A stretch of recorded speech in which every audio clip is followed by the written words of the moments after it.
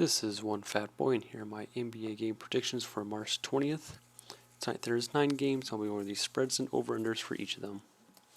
For Portland at Indiana, be leaning towards Portland plus 7.5.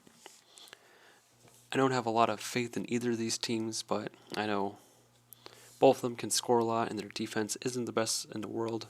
So I think Portland, with their ability to score with Josh Hart and Free Simons, I think that'll keep them close, at least 7.5 points close. Do I see them winning? Not really.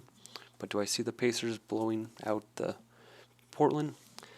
Not really either, but I do see them scoring a lot, so that's why I'm leaning towards the over in this game. But overall, spread-wise, probably wouldn't be betting on this game, but betting for a high-scoring game seems like a safer bet out of these two bets. For Memphis at Houston, be leaning towards Memphis minus 10. Even with Ja Morant kind of day-to-day here and there, and not maybe being at 100%, I think Memphis should be able to beat Houston, and beating them by 10, that seems reasonable, unless you have faith that Houston will get hot and stay close, then take Houston plus 10. But I think Memphis, they're figuring some things out right now, kind of in a little bit of rut, but I think having a bounce-back game against the Rockets, because Grizzlies have been able to put away these bottom-tier teams pretty consistently, with who's healthy and who's injured, pretty consistently all year. We'll be going over 233, as Memphis, they can score a lot of points, play at a faster pace, and same with Houston, they can score a lot of points. Memphis has better defense, Houston plays no defense, so expect Memphis to just have a lot of points. For Thunder at the Magic, be leaning towards the Thunder plus 5, so overall, I think it's going to be hard to choose which team will win, but saying that this will be a close game, I think that's pretty safe to bet, so hence why I just lean towards OKC just being within 5. Magic, they should have beat Detroit when they had 2 of their main people injured, but they lost. So seeing that, which just makes me think, I think OKC can at least keep it close against the Magic, which they'll do that mostly due to their defense. Even though they've been playing better on offense, I think their defense will keep them close. Hence why I'm going under 227. Magic have been playing better on offense in the second half of the season, but it's there's no seriously reliable scorers on either team. Maybe Gilgeous-Alexander with the Thunder, but no person when you pass the ball, they're just going to get a bucket. So hence why I just lean towards under 227. So for the Suns at the Kings, going with the Suns minus 10.5. It really doesn't matter who's playing for the Suns. It just seems like they're always healthy when they haven't been all year, pretty much. But whoever's there, the system they run, they just win games. And they win them pretty consistently. They beat the Bulls by 27. I don't see why they can't beat the Kings by a similar amount. So seeing the Suns win by 10.5, I see that as very possible. As long as they just slow down the Kings in the first half, they can kind of coast through the second half. So as long as the Suns come out swinging, they should be able to cover a 10.5 point spread. And the Suns' offense has also been clicking too, so hence why I'm leaning towards an over, because they're really hot in that first half. That means their defense will be a little more relaxed in the second half. They're still going to keep up their scoring, as the Kings don't play defense. So the Suns' third and second string will still be able to score a lot, but Kings will be able to score a little bit more. But only way that Kings are going to stay in the game, if you just think the Kings are going to be hot against the Suns, is that they're going to score a lot. So there's more paths for this game to be high scoring than low scoring. So hence why I would lean towards an over in this game.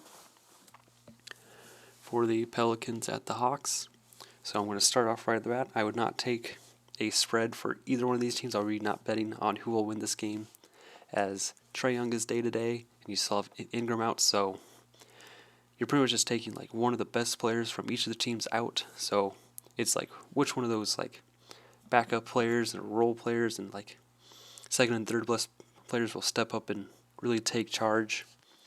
So if I had to lean towards that, I'd just lean towards Atlanta, because right now Trae Young is day-to-day, so if he is playing, lean towards Atlanta minus 3.5. But if he isn't, then I'd lean towards the Pelicans plus 3.5. But I think overall, it should go over 227.5, as both teams aren't really known for their defense this year.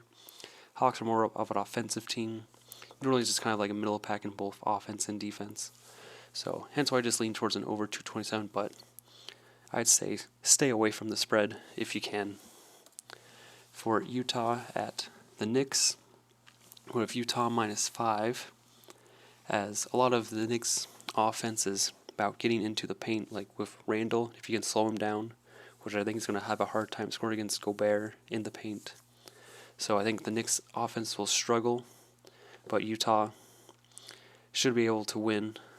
-5 is like basically on the back of Gobert, and if the Knicks can get going from 3 and the Jazz can get going from 3, which I can see happening, which is why I'm taking an over, but I think Utah will have just some key stops and just have some better plays. Like they have Mitchell, like they just have better and more consistent three-point shooting than the Knicks, so hence why it's leaning towards the Jazz -5 and winning.